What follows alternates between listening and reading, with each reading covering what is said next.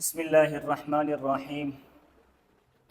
تمام تعریفیں اس اللہ رب العزت کی جو انتہائی مہربان اور رحم کرنے والا ہے۔ درود و سلام اس پیغمبر صلی اللہ علیہ وسلم پر جو تمام جہانوں کے لیے رحمت بن کر آئے۔ اللہ رب العزت نے اپنے حبیب صلی اللہ علیہ وسلم کو بے انتہا خوبیوں سے، اعزازات سے، معجزات سے نوازا۔ آج کچھ ان خوبیوں کا ذکر ہے جو آپ صلی اللہ علیہ وسلم کے جسم مبارک سے متعلق تھی۔ آپ صلی اللہ علیہ وسلم کے چہرے کی بات کریں تو آپ کا چہرہ تو حسین و جمیل تھا ہی، مگر ساتھ ساتھ آپ صلی اللہ علیہ وسلم کا چہرہ ایسا کہ جسے دیکھ کر لوگ صداقت کی گواہی دیں۔ حضرت عبداللہ بن سلام رضی اللہ تعالی عنہ فرماتے ہیں کہ جب نبی کریم صلی اللہ علیہ وسلم ہجرت فرما کر مکہ سے مدینہ تشریف لائے تو تمام صحابہ تیزی کے ساتھ حضور کی طرف جانے لگے، تو میں بھی ان کے ساتھ پہنچا۔ تو میں نے جب آپ صلی اللہ علیہ وسلم کا چہرہ انور دیکھا تو میرے زبان سے جو الفاظ نکلے وہ الفاظ یہ تھے، ان وجہہ لیس بوجہ کذاب، کہ آپ کا چہرہ ایسا مبارک چہرہ ہے کہ یہ چہرہ کسی جھوٹے شخص کا نہیں ہو سکتا، بلکہ ایک انتہائی سچ بولنے والے شخص کا چہرہ ہے۔ تو آپ صلی اللہ علیہ وسلم کی زبان مبارک ایسی کہ جس سے جب بھی نکلے، جس وقت بھی نکلے، جس حال میں بھی نکلے، حق اور سچ نکلے۔ حضرت عبداللہ بن عمر رضی اللہ تعالیٰ عنہ فرماتے ہیں کہ میں حضور صلی اللہ علیہ وسلم کے ساتھ رہتا، آقا علیہ الصلوۃ والسلام کی زبان مبارک سے جو بات بھی نکلتی میں فوراً اسے لکھ لیتا تاکہ اسے لکھ کر محفوظ کروں اور پھر اسے یاد کروں۔ ایک مرتبہ قریش نے مجھ سے کہا کہ آپ حضور صلی اللہ علیہ وسلم کی ہر بات کو لکھتے ہیں، حالانکہ کسی وقت آقا علیہ الصلوۃ والسلام خوشی کی حالت میں ہوتے ہیں اور کسی وقت غصے کی حالت میں۔ تو حضرت عبداللہ بن عمر رضی اللہ تعالیٰ عنہ فرماتے ہیں کہ میں نے لکھنا چھوڑ دیا۔ تو میں نے ایک مرتبہ حضور صلی اللہ علیہ وسلم سے یہ بات کی تو آقا علیہ الصلوۃ والسلام نے مجھے حکم دیا اور فرمایا کہ عبداللہ لکھا کرو۔ کیوں؟ فرمایا کہ اس منہ سے نکلنے والی ہر بات حق ہوتی ہے، کہ حضور جس حالت میں بھی اور جس کیفیت میں بھی گفتگو فرماتے تو وہ اس قابل تھی کہ اس کو لکھ کر محفوظ کیا جاتا۔ تو یہ آقا علیہ الصلوۃ والسلام کی زبان مبارک کی شان تھی۔ آپ صلی اللہ علیہ وسلم کا لعاب مبارک وہ کسی تریاق سے کم نہیں تھا جس سے بیماروں نے شفا پائی۔ غزوہ خیبر کا موقع تھا، حضور صلی اللہ علیہ وسلم نے ارشاد فرمایا کہ صبح میں یہ جھنڈا اس شخص کو دوں گا جس کے ہاتھ پر اللہ تعالیٰ خیبر فتح کریں گے۔ تو صحابہ رات کو سوئے اور جی میں ہر ایک صحابی یہ خواہش کر رہا تھا کہ حضور کل یہ جھنڈا مجھے دیں۔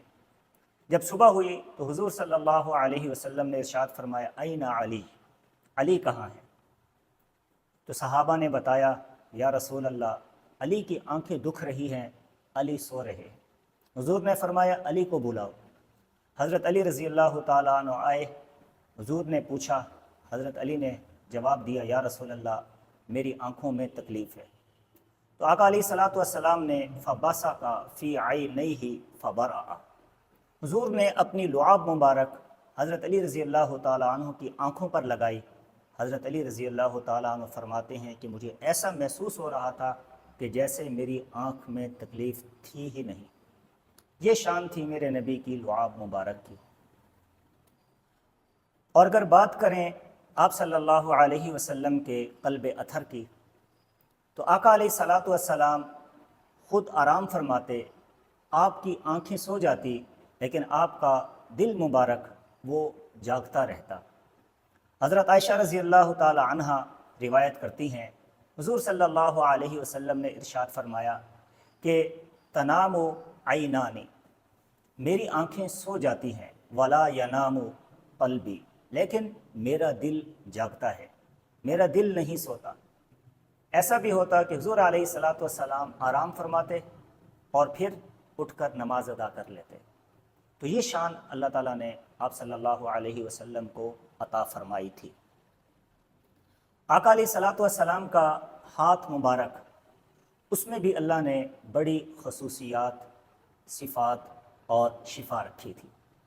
حضرت عبداللہ بن عتیق رضی اللہ تعالی عنہ فرماتے ہیں کہ ایک روز ایسا ہوا کہ میں رات کے وقت سیڑھی سے نیچے اتر رہا تھا اور میں یہ سمجھا کہ نیچے سیڑھی ہے، لیکن وہ سیڑھی نہیں تھی، تو میں نے پاؤں رکھا تو میں نیچے گرا اور میری پاؤں کی پنڈلی ٹوٹ گئی۔ انہوں نے اس پر کپڑا باندھا، پھر حضور علیہ الصلاۃ والسلام کے پاس حاضر ہوئے، آ کر واقعہ سنایا۔ آقا علیہ الصلاۃ والسلام نے فرمایا اپنی ٹانگ سیدھی کرو۔ حضرت عبداللہ بن عتیق رضی اللہ تعالیٰ عنہ کہتے ہیں کہ میں نے اپنی ٹانگ سیدھی کی، حضور علیہ الصلاۃ والسلام نے اس پر ہاتھ پھیرا اور میری ٹانگ بالکل ٹھیک ہو گئی، ایسا لگتا تھا کہ جیسے اس میں تکلیف ہے ہی نہیں۔ حضور علیہ الصلاۃ والسلام کی انگلیوں کی بات کریں تو آپ کی انگلیوں میں بھی اللہ نے عجیب شان رکھی تھی، عجیب خصوصیات سے آقا علیہ الصلاۃ والسلام کی انگلیاں تھیں، وہ عجیب شان والی تھی۔ حضرت جابر رضی اللہ تعالیٰ عنہ فرماتے ہیں کہ حدیبیہ کے موقع پر ہمارے پاس پانی ختم ہو گیا، نہ ہمارے پاس پینے کا پانی تھا اور نہ ہی وضو کا پانی تھا۔ حضور علیہ الصلاۃ والسلام نے ان کے پاس ایک برتن موجود تھا اور اس برتن میں پانی تھا۔ آقا علیہ الصلاۃ والسلام نے وضو فرمایا، وضو فرمانے کے بعد تھوڑا سا پانی اس برتن میں بچا ہوا تھا، تو ہم حضور کے پاس آئے، آ کر بتایا کہ پانی بالکل ختم ہو چکا ہے اور سارا کا سارا لشکر وہ پیاسا ہے اور وضو کے لیے بھی پانی نہیں ہے۔ سرکار دو عالم صلی اللہ علیہ وسلم نے اس برتن میں جو پانی بچا ہوا تھا اس میں اپنا ہاتھ مبارک ڈالا، تو جب باہر نکالا تو حضور کی انگلیوں سے چشمے جاری ہوئے اور ان سے صحابہ نے خوب سیراب ہو کر پانی پیا، وضو کیا۔ تو حضرت سالم نے حضرت جابر رضی اللہ تعالیٰ عنہ سے پوچھا کہ آپ کتنے لوگ تھے جنہوں نے انگلیوں سے جاری چشمے سے پانی سے فیض حاصل کیا؟ تو حضرت جابر فرماتے ہیں کہ ہم اس وقت 1500 لوگ تھے اور ان سب نے اس چشمے سے پانی پیا۔ حضرت جابر فرماتے ہیں کہ اگر ہم اس وقت 1,00,000 لوگ بھی ہوتے تب بھی وہ پانی ہمارے لیے کافی ہو جاتا۔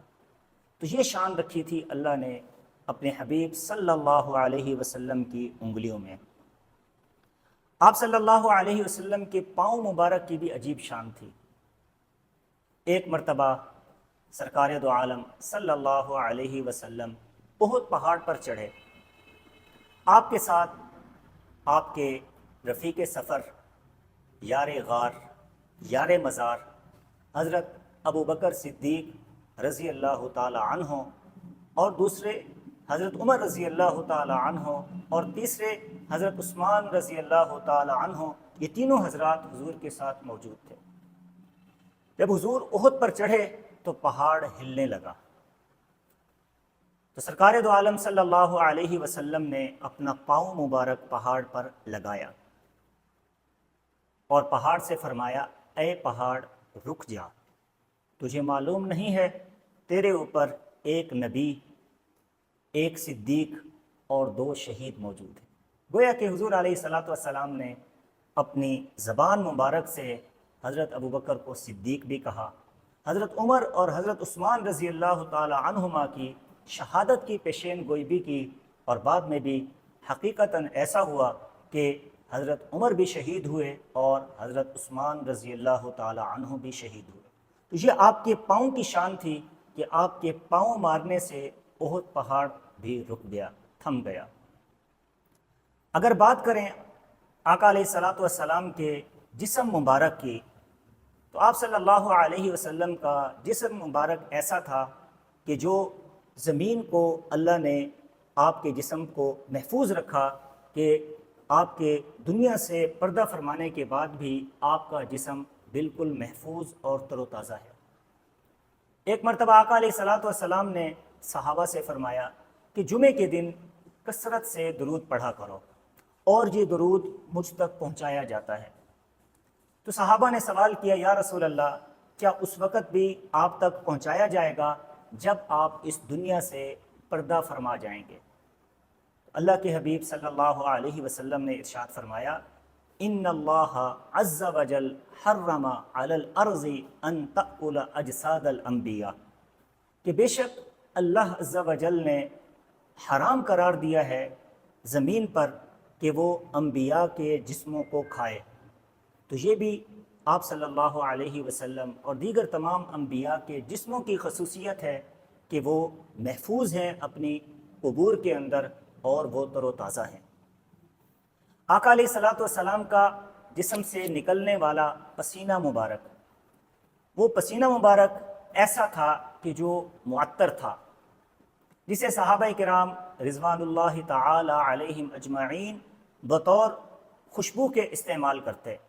حضرت انس رضی اللہ تعالی عنہ فرماتے ہیں کہ ایک مرتبہ حضور صلی اللہ علیہ وسلم دوپہر کے وقت ہمارے گھر تشریف لائے، اور حضور علیہ الصلوۃ والسلام سو گئے۔ گرمی کا موسم تھا، تو سونے سے آقا علیہ الصلوۃ والسلام کے جسم مبارک سے پسینہ نکلا۔ تو جو پسینہ نکلا تو ان کی والدہ حضرت ام سلیم رضی اللہ تعالی عنہا وہ ایک شیشی لائی، اور اس پسینے کو وہ اس شیشی میں جمع کرنے لگیں۔ تو اس دوران آقا علیہ الصلوۃ والسلام کی آنکھ مبارک کھل گئی۔ آقا علیہ الصلوۃ والسلام نے ارشاد فرمایا، یہ کیا کر رہی ہو؟ تو کہنے لگیں، آپ کا پسینہ مبارک جمع کر رہی ہوں، اور پھر ہم اسے اپنی خوشبو میں ملا کر خوشبو استعمال کرتے ہیں۔ تو یہ ہمارے نبی کی شان تھی کہ آپ کا پسینہ بھی معطر تھا، آپ کا پسینہ بھی خوشبودار تھا، اور اکثر ایسا ہوتا آپ جس گلی سے گزر کر جاتے تو صحابہ کو پتہ چل جاتا کہ حضور یہاں سے گزرے ہیں۔ وہ کیسے پتہ چلتا؟ حضور کے پسینے کی خوشبو سے وہ اندازہ لگا لیتے کہ حضور یہاں سے گزر کر گئے ہیں۔ حضور علیہ الصلوۃ والسلام کو اللہ رب العزت نے یہ شان بھی عطا فرمائی تھی، آپ کے دونوں کندھوں کے درمیان مہر نبوت تھی، اور وہ مہر نبوت ایسی تھی جس کی شکل اور حیت اس طرح تھی کہ جس طرح کبوتر کا انڈا ہوتا ہے، اور وہ ابھری ہوئی ایک گلٹی کی طرح تھی، اور اس پر بال بھی تھے۔ اور حضرت سلمان فارسی رضی اللہ تعالی عنہ، ان کے اسلام لانے کی ایک وجہ یہ بھی تھی کہ انہوں نے حضور کی دو کندھوں کے درمیان مہر نبوت کو دیکھا۔ تو حضور علیہ الصلوۃ والسلام تشریف فرما تھے، آپ کے جسم پر دو چادریں تھیں۔ حضرت سلمان فارسی رضی اللہ تعالی عنہ کہتے ہیں کہ میں حضور کے پیچھے گھوم رہا تھا، اور حضور کی مہر کو دیکھنا چاہتا تھا۔ تو حضور علیہ الصلوۃ والسلام نے جب مجھے گھومتے ہوئے اور پیچھے کھڑے ہوئے دیکھا تو سمجھ گئے۔ تو آقا علیہ الصلوۃ والسلام نے اپنی چادر مبارک نیچے کر دی، اور جو مہر نبوت تھی وہ سامنے نظر آئی۔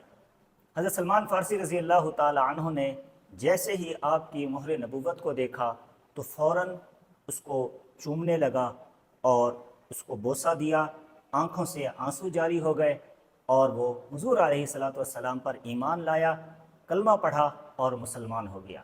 تو اللہ نے حضور علیہ الصلوۃ والسلام کو بہت سی خصوصیات عطا فرمائیں، جن میں سے چند ایک جو آپ کے جسم مبارک سے متعلق تھیں وہ بیان کر دی گئی۔ آخر میں ایک شعر جس پر اپنی گفتگو کو ختم کروں گا، شیخ عبدالحق محدث دہلوی رحمۃ اللہ علیہ نے حضور علیہ الصلوۃ والسلام کی شان میں، حمد و ثنا میں، تعریف میں یہ شعر کہا۔ وہ شعر یہ ہے، لا یمکن الثنا کما کان حقہ، کہ جس طرح اللہ کے رسول آپ کی تعریف کا حق ہے، وہ ممکن نہیں ہے آپ کی تعریف کو اس طرح بیان کیا جائے۔ بعد از خدا بزرگ توئی، قصہ مختصر، کہ اللہ رب العزت کے بعد اگر پورے روئے زمین میں کسی کی شان، کسی کا مرتبہ، کسی کا اگر کوئی درجہ ہے تو وہ صرف اور صرف آپ صلی اللہ علیہ وسلم کا ہے۔ اللہ رب العزت ہمیں حضور علیہ الصلوۃ والسلام سے کامل پکی سچی محبت اور حضور علیہ الصلوۃ والسلام کا کامل اتباع نصیب فرمائے۔ وآخر دعوانا ان الحمد للہ رب العالمین۔